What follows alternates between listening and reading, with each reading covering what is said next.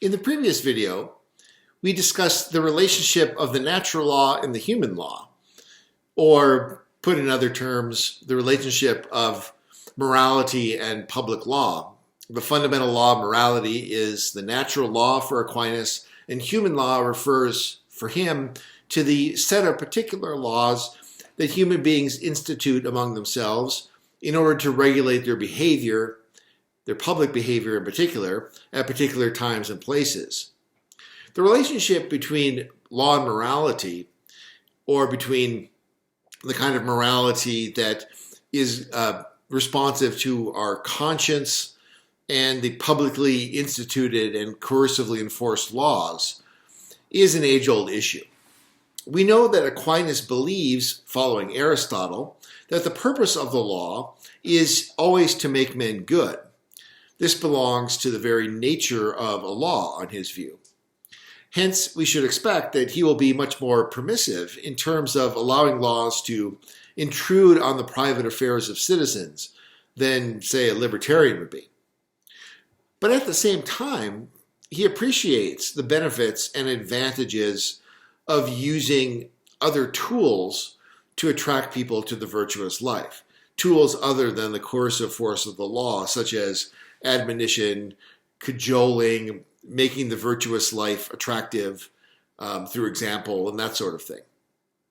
Thus, we saw last time that the human laws for him are primarily intended for those who have an evil disposition, those who are disposed badly towards the virtuous life. And law is intended to motivate them by fear to perform virtuous actions rather than by love. And perhaps ideally they would become virtuous somewhere down the road as they begin to see the error of their ways and came to love virtue as the truly virtuous person does. So for the truly virtuous person, the human law is going to be less significant, less important than it is for the person who is not virtuous. Beginning in question 96, Aquinas takes up the issue of the power of the human law, and he discusses various further issues about the human law and its application. Article 1 asks, should human law be framed for the community? And here it might not be immediately apparent what he means by that. So let's unpack this a little bit. We already know from prior discussion that the end of the law is the human good. From this, Aquinas concludes that human laws should be, he says, proportionate to the human good. This is his phrase, proportionate to the human good. But this is a vague phrase. What does he mean by this? Proportionate to the human good. He seems to mean that law should take into account, he says, the many things that comprise the common good. Many things with respect to persons, matters, and times. It should also take into account the welfare of future citizens, not only the present generation. What is this notion of proportionate to the human good? It seems to mean not only for the common good, but also in terms of common features of people, matters, and times. Thus, one might think that a particular law would promote the common good by prescribing something for a particular private citizen. But this would be illegitimate. It would not be for the sake of the community or framed for the community in the way that Aquinas seems to be thinking of here. One doesn't pass a law that applies only to a particular individual. Someone might, and in the past, human societies have done this. But Aquinas seems to be saying that human laws are not properly laws if they concern or focused on or framed in terms of a particular person. So, for example, if Congress passed a law, and this is, I dare say, no longer beyond the pale or beyond the realm of possibility given recent history, if Congress passed a law, let's say, exiling Donald Trump from America, That would be a perversion of law, it seems, from Aquinas' point of view. Or to take other examples, imagine one thought that it would be for the common good to reduce alcohol consumption. So one wanted to pass a law to reduce alcohol consumption. And one said, well, if no one drank Budweiser anymore, there would be less alcohol consumption. So we will outlaw Budweiser. Or maybe not Budweiser. Instead, we're going to outlaw amaretto or peach schnapps. That would be another example, I think, of a law that's not framed in terms of the community, because it deals with things in a way that is insufficiently general. Or let's say if you wanted to reduce the wear and tear on the highway, one prohibited people from driving on it from 10 to 11 every evening, specifying a time that is arbitrarily selected. That seems to also lack this kind of generality. So I think that's what he's getting at here. It's a little bit unclear, but I think in Article 1 what he's getting at is that laws should be framed for the community in the sense that they should be sort of generic in that way. They shouldn't be focused on singling out specific individuals. So framed in terms of the community in general, or common features of people, of matters, of times, rather than singling out specific people, specific matters, or specific times. Article 2 asks whether it belongs to the human law to repress all vices. One of the perennial issues concerning the relation of morality and law is whether it's the responsibility of the legal system to cure all vicious behavior, so to speak. This becomes a problem to the extent that the behavior involved doesn't seem to cause harm to anyone besides the people performing the actions, who are consenting adults. So the vice squad, even today we have this idea that the vice squad deals with these people, suggesting that it's the function of the law to repress vices. So call for the vice squad to shut down, the local brothel or whatever it might be. Some of the reasoning behind this idea that the law should be involved in repressing all vices is expressed by Aquinas in his objections. So if we look at the objections to Article 2, whether it belongs to the human law to repress all vices, he says, Objection 1, it would seem that it belongs to the human law to repress all vices. For Isidore says, St. Isidore of Seville, who likes to quote, that laws were made in order that in fear thereof man's audacity might be held in check. And by audacity here, he means man's, disrespect. Man's not respecting other people's property, this natural tendency that human beings have to be disrespectful. He doesn't mean audacity in the sense of boldness, like in the title of Barack Obama's book. But audacity in the sense here just meaning someone who's, needs to be taught respect. I think that's the way we ordinarily articulate this. You need to be taught respect. That's the sense in which a person has audacity. So law is intended to hold their audacity in check. But it would not be held in check sufficiently unless all evils were repressed by law. Therefore, human law should repress all evils. So, basically, I think the idea behind this objection is give an inch, they'll take a mile when you're dealing with these sort of disrespectful punks, basically, which human beings all have a tendency to be. You give an inch to these disrespectful punks, they'll take a mile, so you can't, you've got to repress all their vices. You can't allow any compromise with vices. Otherwise, it'll lead to general lawlessness. This is kind of a slippery slope implicit in this as well, I think. Objection 2. Further, the intention of the lawgiver is to make the citizens virtuous.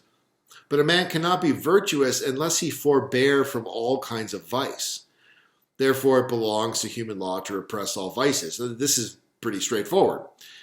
If it is the purpose of law to make men good, which Aquinas would seem to agree to, it seems he should also agree that law has to stamp out all vices. Otherwise, people are not being made good.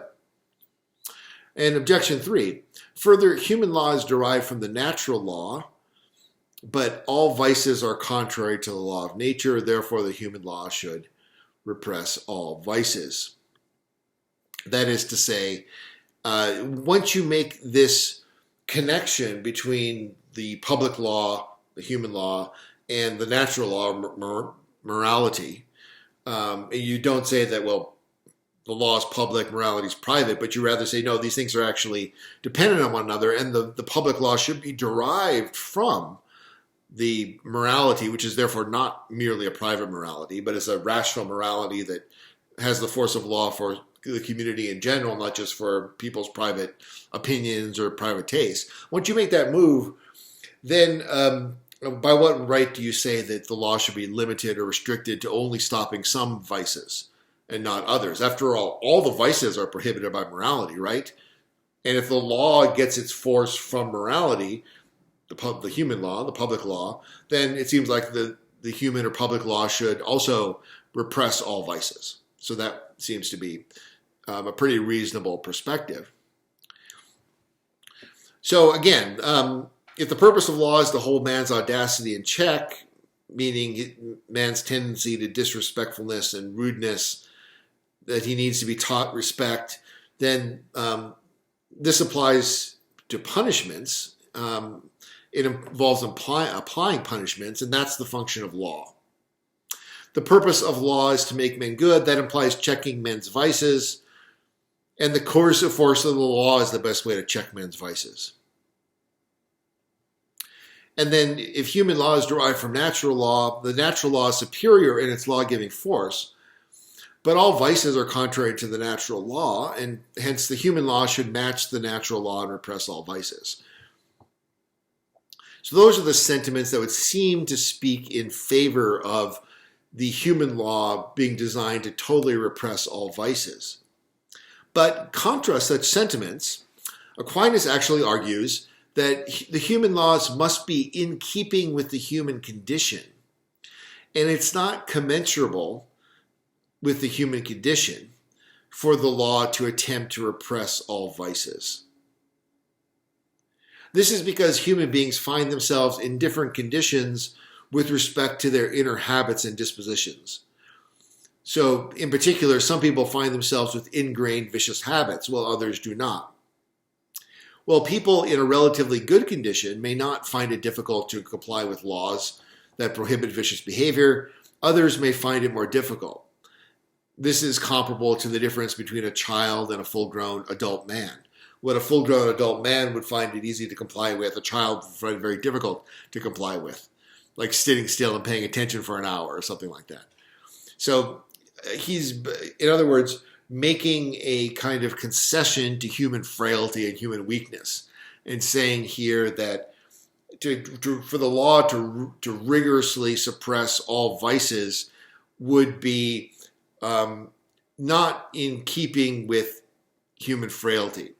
It's to apply something that is not to the measure. That's what it is to say it's incommensurable with. It's not to the measure of the human being. So he concludes in the second paragraph of his answer there, now human law is framed for a number of human beings, the majority of whom are not perfect in virtue. Wherefore human laws do not forbid all vices from which the virtuous abstain, but only the more grievous vices, from which it is possible for the majority to abstain, and chiefly those that are the hurt of others, without the prohibition of which human society could not be maintained. Thus, human law prohibits murder, theft, and the like. And Aquinas is very prescient here. It's almost like he's making an argument against abolition of alcohol, or prohibition of alcohol. In the prohibition movement in the late 19th, early 20th century in America, that was led by, it was a very distinctively Protestant movement. It wasn't a Catholic movement. So here you have the Catholic Aquinas providing the argument, which is a purely secular argument. It doesn't depend on any sectarian or even religious view. But the view is basically, if you prohibit a vice that the majority partake in, for example, the consumption of alcohol, what you're going to do is just undermine the law, because the majority of people aren't. I mean, if the people can't do it, they're going to just disregard the law. And so this isn't a good thing. It's often been observed that all that prohibition did in the United States was create a nation of scofflaws and provide the seed for the birth of the mafia and organized crime in America. So that seems to be his point there. In reply to the objections, he holds that the audacity that the law needs to be concerned with is only with what he calls the assailing of others, whereby one's neighbor is injured. So the idea seems to be that merely disrespecting one's neighbor shouldn't be a crime unless injury results. It's interesting to think about this, in relation to certain woke notions of harm nowadays, because clearly Aquinas has this idea that the law should suppress physically harming others and should focus on those vices that could create physical harm to others. But nowadays, that notion is more nebulous in the public discourse, what actually constitutes harm. So, at least for Aquinas, the assailing of others involves physically assailing them. And second, Aquinas, of course, he can't disagree that the purpose of the law is to promote virtue and discourage vice, but he says the best way to do this is gradually. And we see this emerge as a theme in Aquinas, the idea that the perfectibility of law is something that should be achieved gradually, or I should say the perfection of law, the improvement of law, might be a better way to put it, or legal progress or social progress, political progress generally, should be achieved gradually. And he seems to have the same kind of view at the micro level here when it concerns the improvement of individuals. He says in the reply to objection number 2, the purpose of human law is to lead men to virtue, not suddenly, but gradually. Wherefore it does not lay upon the multitude of imperfect men the burdens of those who are already virtuous, namely that they should abstain from all evil. Likewise, these imperfect ones, being unable to bear such precepts, would break out into yet greater evils. Right? So if you push people who are unable to conform to the law to conform to that law, they're going to rebel, and they're likely to actually get worse rather than better. And then finally, to objection 3, he says that, well, it's true that the natural law is the template for the human law. The human law is not required to set in order everything required by the natural law. It's not the job of the human law to make everything perfect. The natural law is the participation in us of the eternal law, while human law falls short of the eternal law. Now, Augustine says, the law which is framed for the governments of states allows and leaves unpunished many things that are punished by divine providence. Nor, if the law does not attempt to do everything, is this a reason why it should be blamed for what it does. Wherefore, too, human law does not prohibit everything that is forbidden by the natural law. So there are some things that are best left to God to punish. So, certain vices might be harmful, bad, and even sinful for the person, but they're best left for God to deal with, not for the police to deal with. That's the view that he's expressing here. Okay, this leads to the first discussion question. To what extent do you think the public laws of the state should attempt to repress the vices of the citizenry? Would you concur with Aquinas' opinion that only the more egregious vices should be outlawed? Would you agree with the reasoning by which he reaches this conclusion? In a secular worldview, is it necessary for the civic authorities to do more to pick up the slack left by the absence of the notion of divine providence? Why or why not? So again, first discussion question, to what extent do you think the public laws of the state should attempt to repress the vices of the citizenry? would you concur with Aquinas' opinion that only the more egregious vices should be outlawed? Would you agree with the reasoning by which he reaches this conclusion?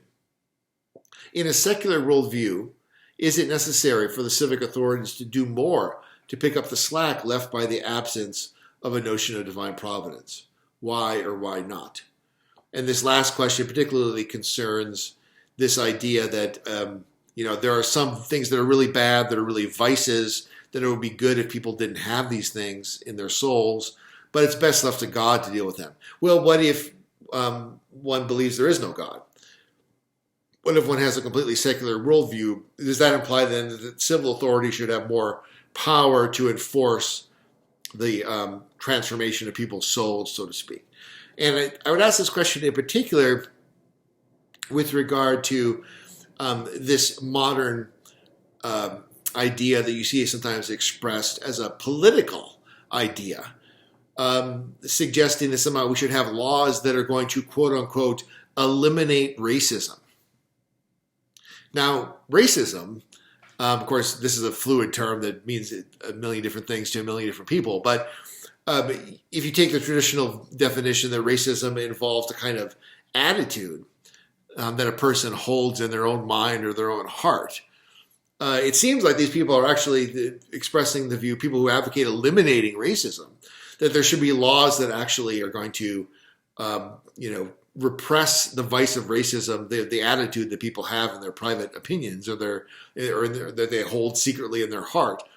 And so this, seems to go far beyond what Aquinas is recommending, and potentially can lead, of course, to a kind of totalitarian thought police and this sort of thing. So this is the kind of thing I have in mind with this last question of the last part, I should say, of the discussion question. In the secular worldview, is it necessary for the civic authorities to do more to pick up the slack left by the absence of a notion of divine providence? So please think about that. Article 3 asks whether human law prescribes acts of all the virtues. And this is sort of the inverse issue from the preceding one.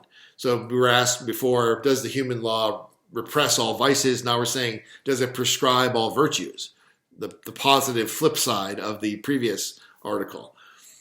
And so it might seem that Aquinas would give a parallel answer and say, no, the human law should not prescribe all virtues. And indeed, this is precisely what the first objection states. It would seem that the human law does not prescribe acts of all the virtues. For vicious actions are contrary to acts of virtue, but human law does not prohibit all vices, therefore neither does it prescribe all virtues. And that's, I think, quite a natural response if you've just been reading Article 2. And in addition, one might think, as the second objection seems to suggest, that it's structurally impossible to legislate virtue, since to have a virtue is precisely to perform a certain class of actions for their own sake, without having to be coerced. Thus, it would seem to be self-defeating to try to coerce someone into being virtuous. Remember, the idea, we described the idea that the law exists in order to coerce people with evil dispositions to perform virtuous acts, but that doesn't necessarily mean that they do them from virtue, from a virtuous disposition. They do acts that are virtuous, outwardly virtuous, we might say, but they don't do them in the way that the virtuous person does. They themselves are presumed not to have virtue, and so they're just doing the acts. And if you want to be a little more technical, you might say, well, they're not really virtuous acts because they're not done with the right motive, so they're kind of like imitation virtue acts. They're acts that outwardly, mimic virtuous acts or something like that. But if you actually want to say that the law is intended to prescribe virtue itself, that might seem to create a structural problem. How can you prescribe people to have a certain motive or to do actions for the sake of the actions themselves? You can punish them for not doing the actions and therefore motivate them to do the actions, but can you motivate them to do the actions for the right motive? That would be the concern. And lastly, there's the problem that some acts of virtue, most notably many temperate acts, are, as you would say, ordained to the private good rather than to the public good. or so it would seem. In reply, Aquinas seems to take the reverse position from his position on the laws against vices, or he seems to.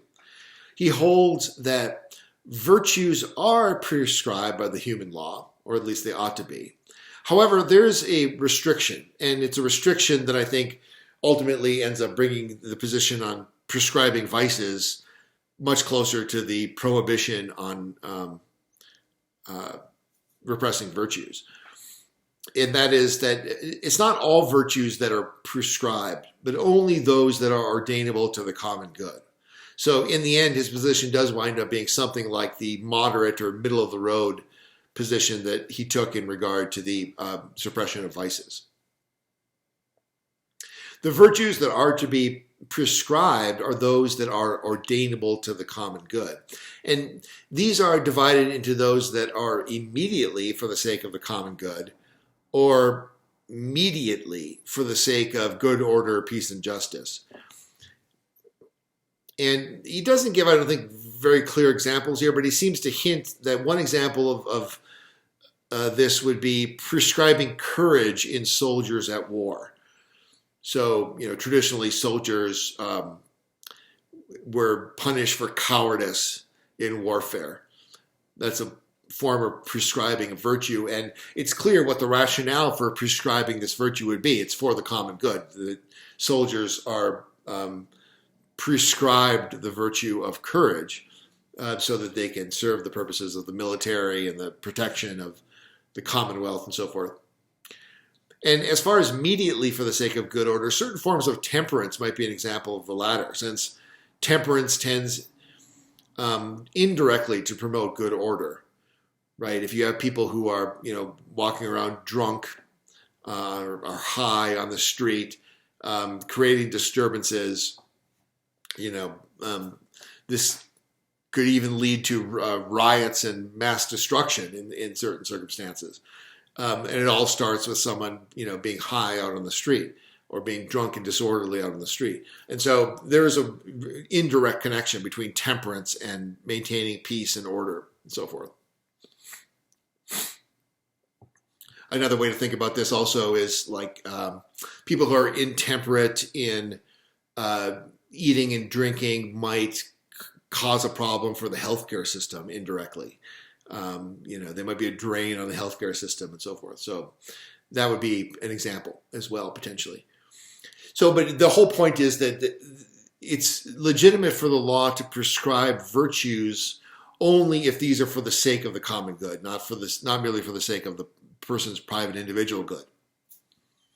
And that seems to be close to this idea that the only kind of vices that can be suppressed are those that lead to people harming others. So the positions, even though he states them as if he has an opposite opinion on suppressing vices versus prescribing virtues, actually, in fact, they turn out to be pretty similar to each other. Article 4, whether human law binds a man in conscience. So we are bound to the natural law, i.e. the moral law, by conscience, because conscience represents our responsiveness, our human responsiveness, which is part of our nature, to God's law. And the natural law, remember, is merely the eternal law of God, as the natural light of reason has seen fit to reveal it to us. So we feel the sting of conscience, if we're a normal person. If we don't have a depraved nature, we feel the sting of conscience when we realize that we're doing an action that's wrong, for example. And so we're bound by conscience in that sense. Are you bound to obey the human law by your conscience? That's the question here. Are you similarly conscientiously bound? Should you feel guilty for, let's say, speeding or something like that? Should you feel guilty for not recycling or whatever, if that's the law in your society. So this article is a clear articulation of traditional natural law theory's position on the distinction between just and unjust law. And in that respect, it's fairly significant. The ability to articulate this distinction between a just and an unjust law is traditionally thought to be a distinctive advantage of natural law theory over more positivistic or conventionalistic theories. By positivistic, I mean that people say that law is just what is posited by human beings, sort of the empirical product of human activity, rather than there being the sort of divine structural foundation for it. So the disadvantage of those kinds of theories, the positivistic or conventionalistic ones, is that it makes it very difficult to say, what's wrong with a law that we would want to say is an evil law. So like, the laws in Germany that discriminated against Jews, for example, or apartheid or Jim Crow.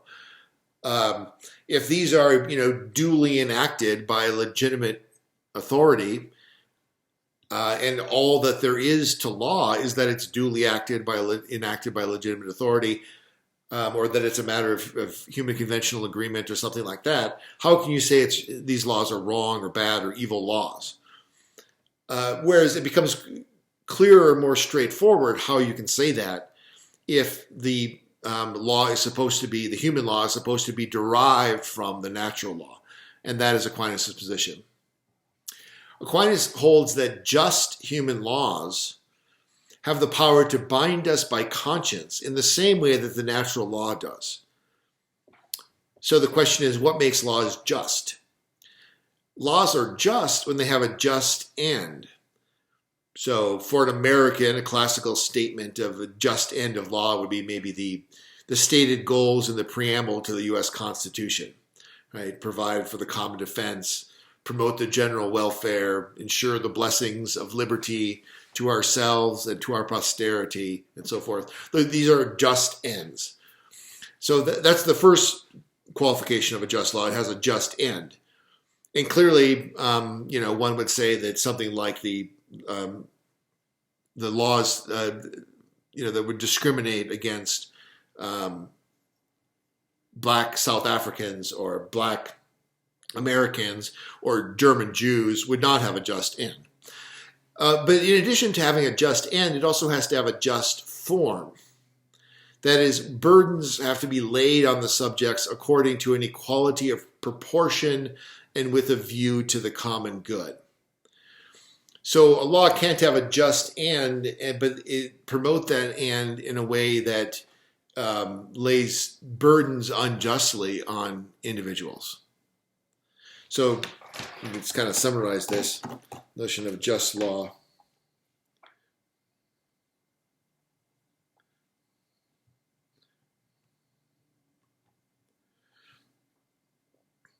A law that is just has a just end and a just form.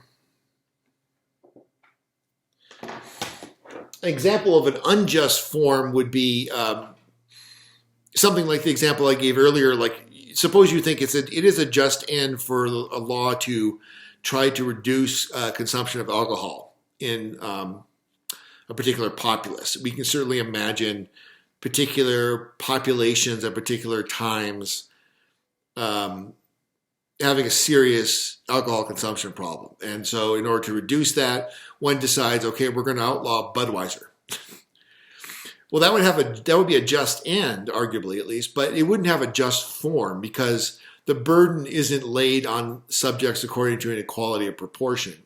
And that's just one way in which there could be an unjust form. There are other ways as well. For example, if, in cases where the means, the end doesn't justify the means in general, would be cases where there would be an unjust form. If the burden is placed so heavy that it's not worth the end that is to be achieved. And this is, an argument about the quarantines and the lockdowns and the pandemic that people have. It might be a just end to try to, minimize COVID deaths.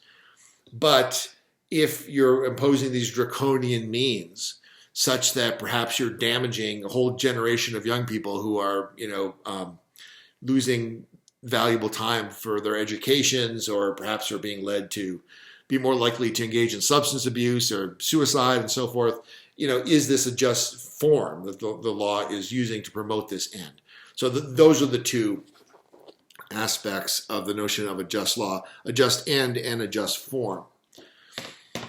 So in parallel fashion, a law can also be unjust by virtue of their end and their form.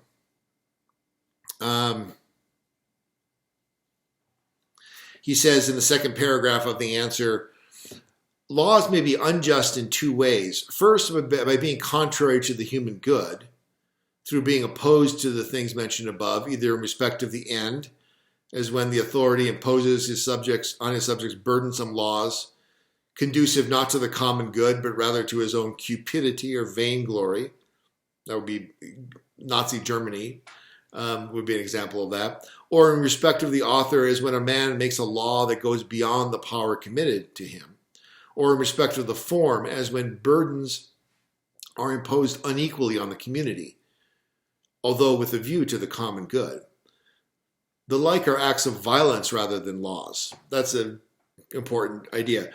An unjust law is not law, but violence. It's a good Thomistic point. An unjust law, we'll put scare quotes around it, is not a law at all, but violence.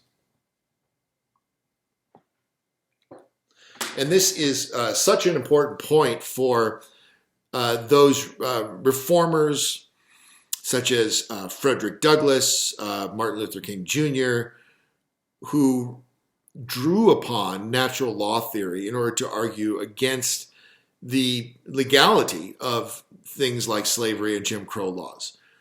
These were unjust laws, and they weren't really laws at all. They were just forms of violence. And that's explicitly stated here in Aquinas. They are acts of violence rather than laws. A law that is not just seems to be no law at all. This is Augustine. So the tradition goes back before Aquinas. Okay. And then he mentions that there's another way in which laws may be unjust. This is the more theologically specific way, namely the laws of tyrants inducing to idolatry or anything else contrary to the divine law.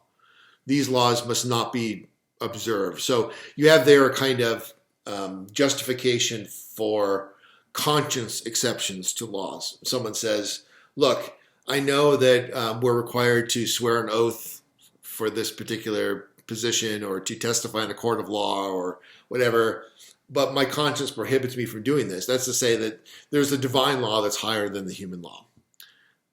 Pacifism based on religious objections. People become conscientious objectors. That's another example that these people are saying these are unjust laws because they contradict the divine law. But it's important to see that there are these sort of general secular justifications for the distinction between a just and unjust law as well. If a law doesn't have a just end or doesn't have a just form, as these are defined by this notion of the common good, then and proportionality, then these are not just laws. And that's an important contribution that Aquinas makes to both to ethical theory and to legal theory and to political philosophy. Article 5, whether all are subject to the law. In one sense or another, all are subject to the law. However, there are various senses in which various classes of people are not subject to various laws. First, people are subject to laws when they're subject to a power that frames laws. But there are two ways in which one may not be subject to such a power. First, by being free from its authority, as citizens of one country are free from the authority of another foreign power. And second, by being under another yet higher authority.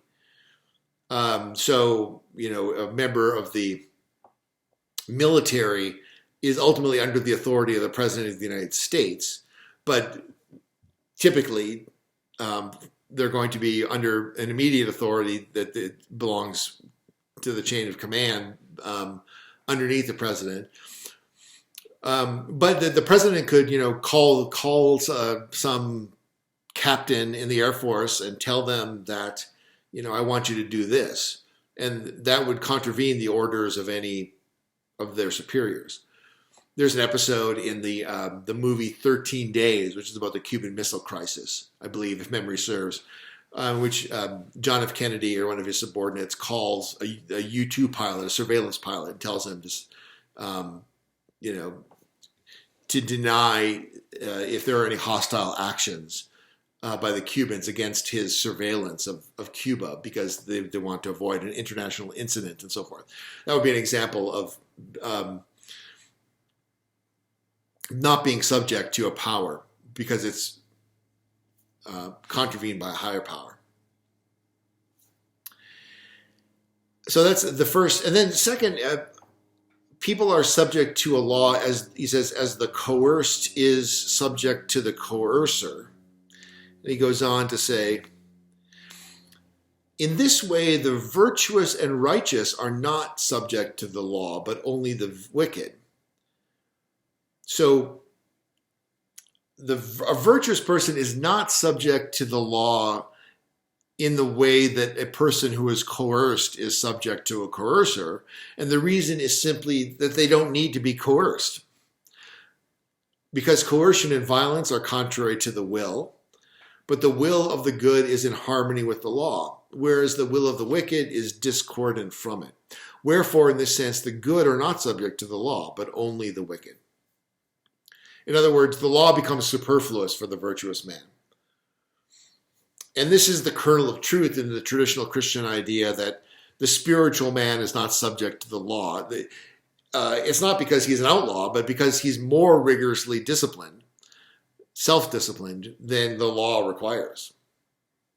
So it's like, those sections of early on in the Gospel of Matthew in which Jesus said, you've heard it say,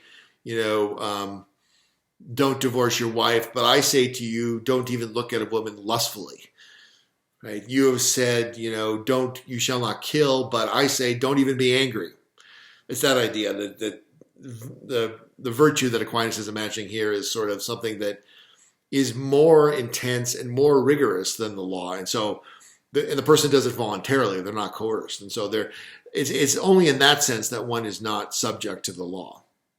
So there is that sense. And this is important because of Aquinas' traditional Christian background, this idea that that the ultimate goal of virtue is not a mere legalism, but a kind of conformity to the good with one's spirit, as opposed to merely with one's will, coercing, being coerced by fear.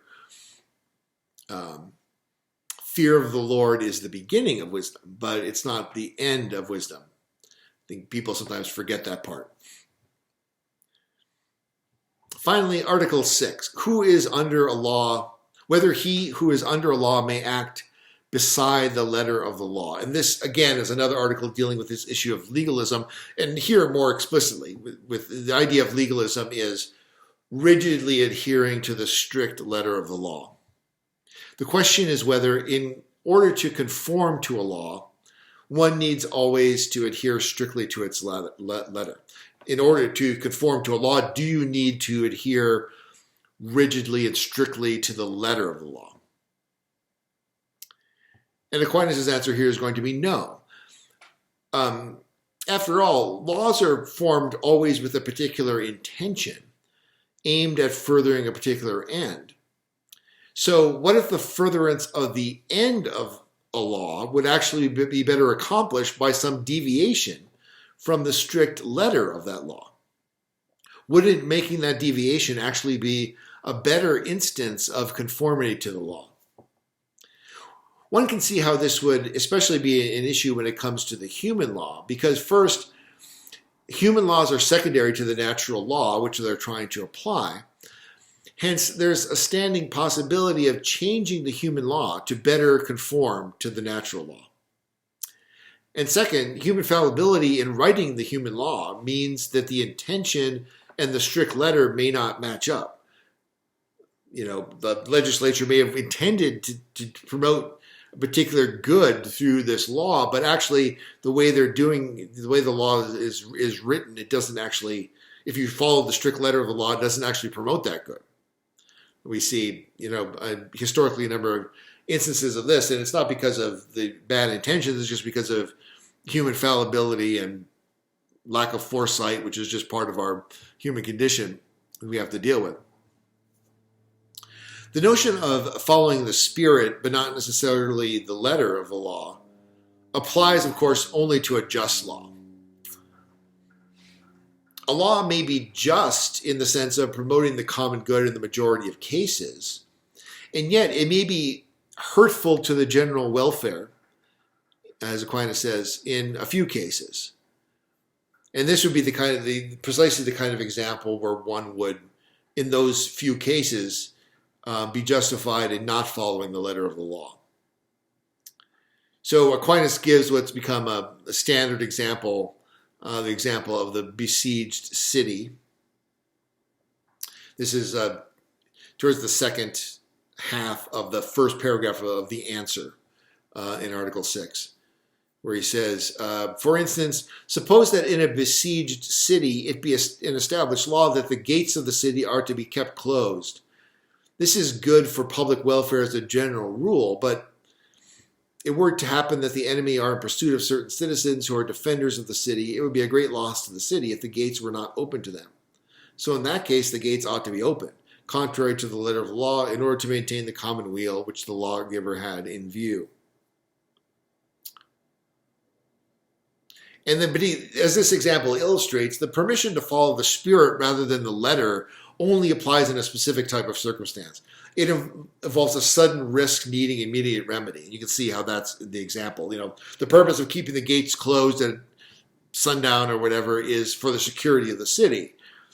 But that end is going to be drastically harmed if, a portion of the city's army is going to be destroyed because you refuse to open the gate. So, of course, under those circumstances, you violate the law, quote unquote, and you let them in. Really, you're conforming to the law because you're conforming to the intention of the law. But it's different than someone who would just decide, well, I don't like this law against, let's say, marijuana, so I'm just going to violate it.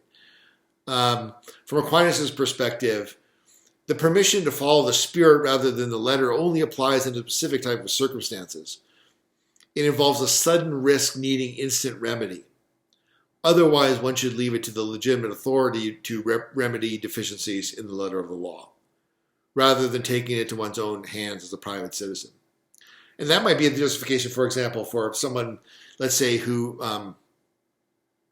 for health reasons, let's say that they can't eat because they're undergoing chemotherapy and they can't eat unless they use marijuana.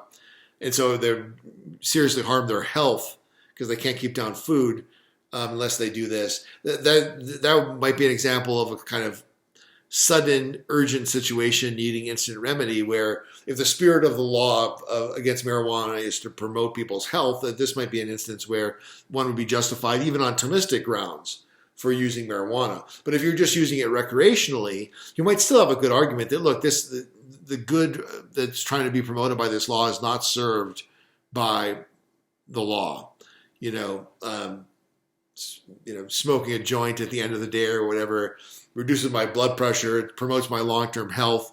I'm not more likely to harm anyone. It's not like being drunk or high on meth or something like that, where I'm likely to be going out in the street and causing a ruckus. And so this law, the justification for it just doesn't make sense. But then if that's your position, you should go to the legislature and get it changed. You should just take it into your own hands. It's only in the urgent situation that you're justified in taking it into your own hands. Okay. So that's question 96, the power of human law. Question 97 concerns the change in laws. And Article 1 asks whether human law should be changed in any way. In the previous question, Aquinas established that the human law could indeed be changed. Here he specifies two causes for the change of the human law. So the two causes for the change of the human law are change on the part of reason and change on the part of man. Two causes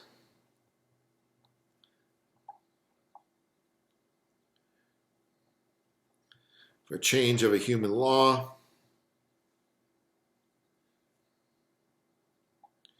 a change on the part of reason,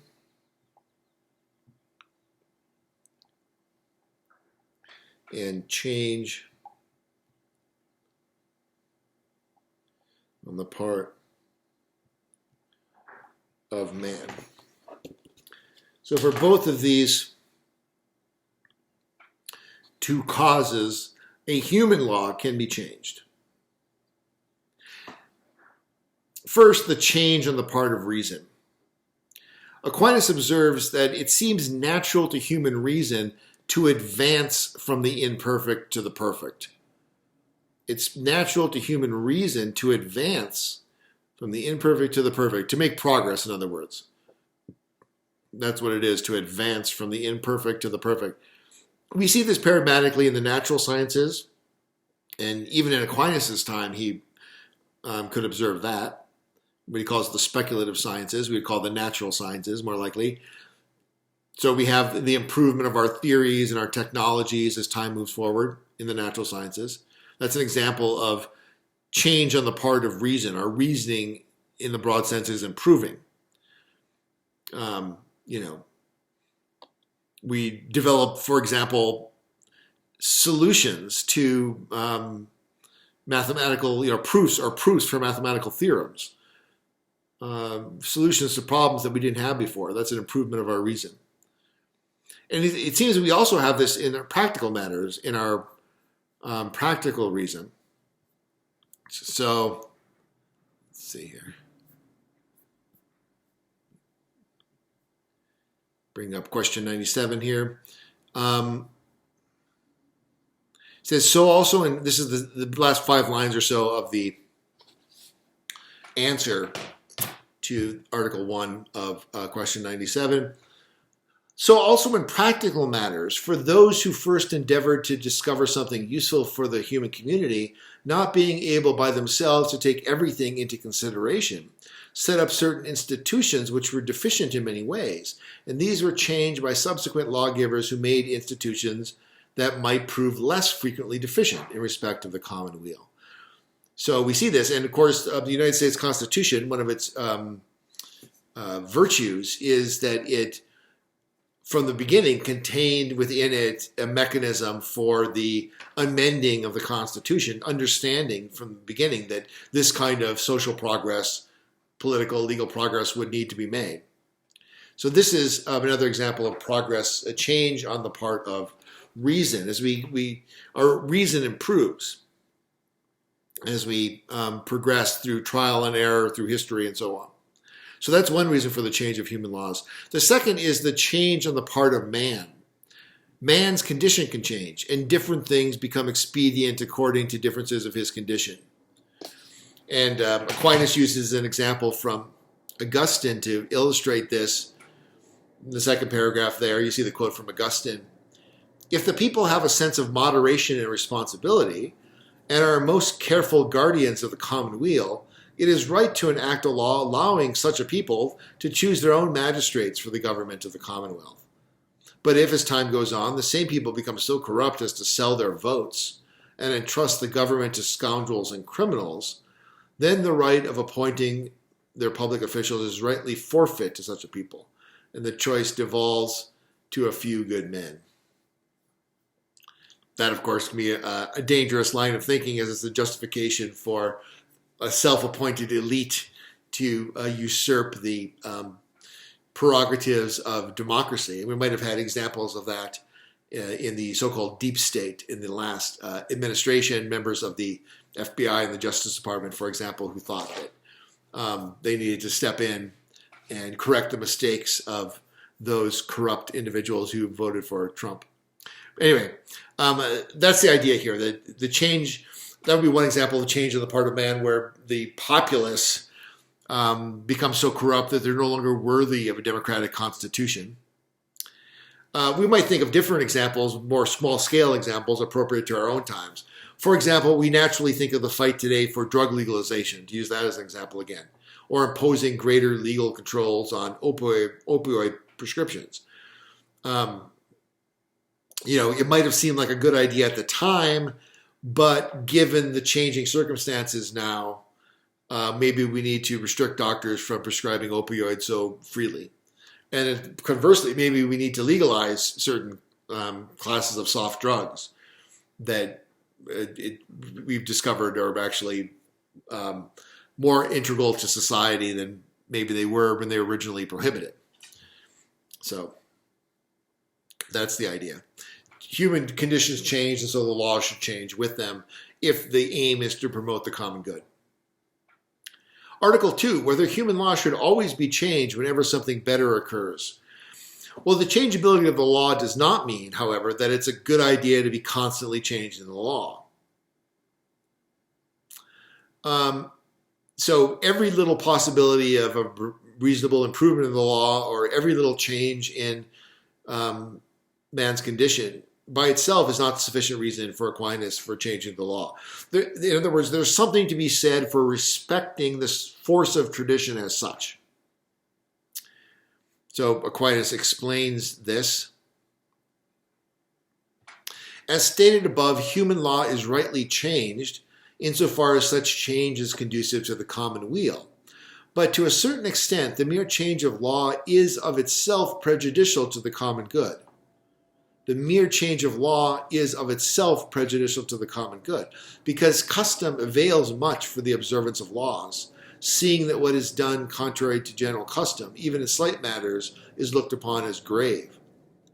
That is, human beings have a natural tendency to kind of shrink back when they observe that people are violating what's customarily done. They think, this doesn't seem right. Wherefore, human law should never be changed unless, in some way or other, the common weal be compensated according to the extent of harm done in this respect. Such compensation may arise either from some very great or every evident benefit conferred by the new enactment, or from the extreme urgency of the case, due to the fact that either the existing law is clearly unjust, or its observance is extremely harmful. So that's very clearly stated, and I think forcefully argued. Mere change of law is itself prejudicial to the common good. Why? Because the weight of custom serves a useful function. It conduces to people respecting and observing the law. If society starts changing laws like a girl changes clothes, as the immortal Katy Perry once sang, then that's going to have the effect of weakening the law, or weakening the effect of law, I should say, in society. Just as her guy constantly changing his mind weakens his relationship with Katie. So there has to be a great urgency to change the law. And the more significant the law being changed, the greater the urgency needs to be. And he clearly states here that if the law is unjust or extremely harmful, then that would count as an urgency. But even then, the law should be changed gradually, not quickly. And in American history, the Civil War and the Civil Rights Movement both illustrate these points, or illustrate both points.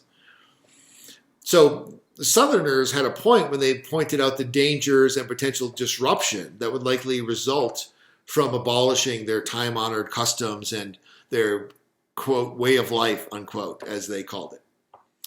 However, from a Thomistic point of view, there was a greater urgency and demand of reason, demand of the natural law, that overrode that Southern argument and explicitly overrode it in the writings of Frederick Douglass before the Civil War and Martin Luther King Jr. in the case of the Civil Rights Movement.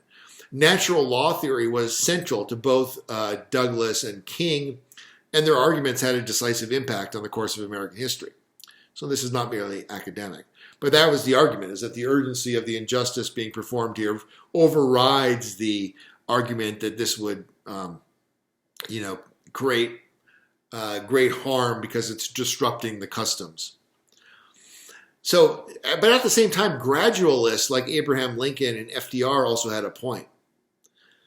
If the Southern establishment of the 1860s and the 1950s and 60s, if the Southern establishment of those times was more rational and less depraved than they in fact were, it would have been much better for the country to gradually transition out of slavery and Jim Crow.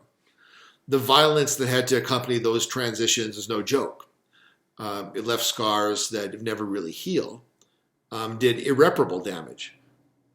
And the damage done to the country by the Civil War and the Black uprisings of the 60s shouldn't be downplayed.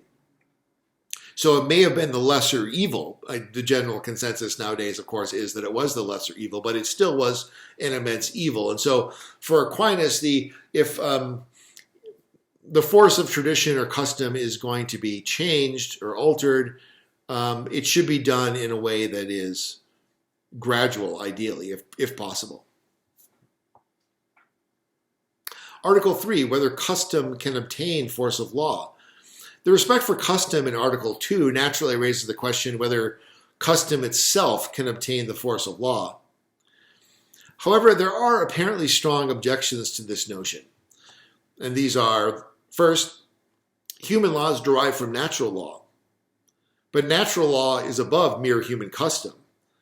Thus, it would seem that custom could never replace human law. Thus, it could never have the force of law. So that's one line of reasoning from the first objection. Second, if custom could have the force of law, it would seem that evil practices could acquire the force of law merely by becoming customary. But this is impossible. And third, laws are established by public authorities for the sake of the community, whereas private individuals cannot make laws. But customs arise from the act of private individuals. So those are some of the objections. In reply, Aquinas states that human reason can be made manifest in deeds as well as in speech. And thus, there's such a thing as customs that arise in accordance with the natural law through the implicit rationality of human actions. Thus, if the people as a whole come to share certain practices, certain habitual deeds in common, and these are consonant with the divine will and reason, then a custom can have the force of law. Article 4, the last article, whether the rulers of the people can dispense from human laws. Finally, Aquinas considers the question of whether a ruler charged with enforcing the law has the right to give people dispensations from the law. So what's a dispensation? He explains it, I think, pretty clearly here, but during the pandemic, various Catholic bishops gave dispensations to Catholics from the ecclesial law that requires them to attend Sunday Mass once a week. That law was, in effect, suspended for the duration of the pandemic. The bishops have the power to do this as rulers of their dioceses. So you can anticipate what Aquinas is going to say, that the rulers of the people can, in fact, dispense from human laws. However, this is not an unrestricted power. Once again, it falls under the notion of equity, that is, serving the intentions of the law. So serving the intentions of the law sometimes requires giving people a dispensation from the law. This notion of dispensing also has the sense of measuring out. We talk about like a soda pop dispenser. It measures out, you put in your money, it measures out one can at a time for you, right? It measures it out, dispenses it. And Aquinas connects these two senses of dispense in the answer where he talks about the measuring out to individuals of some common goods. And it happens at times, he says, that a precept which is conducive to the common good as a general rule is not good for a particular individual or in some particular case because it would hinder the greater good in that case. So it's proper for a ruler to give a dispensation in that case. And sometimes such dispensations are granted to whole classes of people precisely for the sake of furthering the common good. For example, paramedics are dispensed from laws against running red lights and speeding. Soldiers are dispensed from laws against killing innocent people. Why are they dispensed? Well, because they belong to a certain class for whom the dispensation would actually further the common good. And so that's why that occurs. Okay. That leads to the second discussion question. Does Aquinas succeed in striking the proper balance between allowing for the change in human law on the one hand and discouraging quick changes that overturn long-held customs on the other? Does he strike the proper balance between allowing for needed exceptions to the law and promoting respect for the law? Is there a way to strike this balance, or is this a contradiction in Aquinas' theory? Explain your answer. So once again, does Aquinas succeed in striking the proper balance between allowing for change in the human law on the one hand and discouraging quick changes that overturn long-held customs on the other? Does he strike the proper balance between allowing for needed exceptions from the law and promoting respect for the law? Is there a way to strike these forms of balance, or does this represent a contradiction in Aquinas' theory? Explain your answer.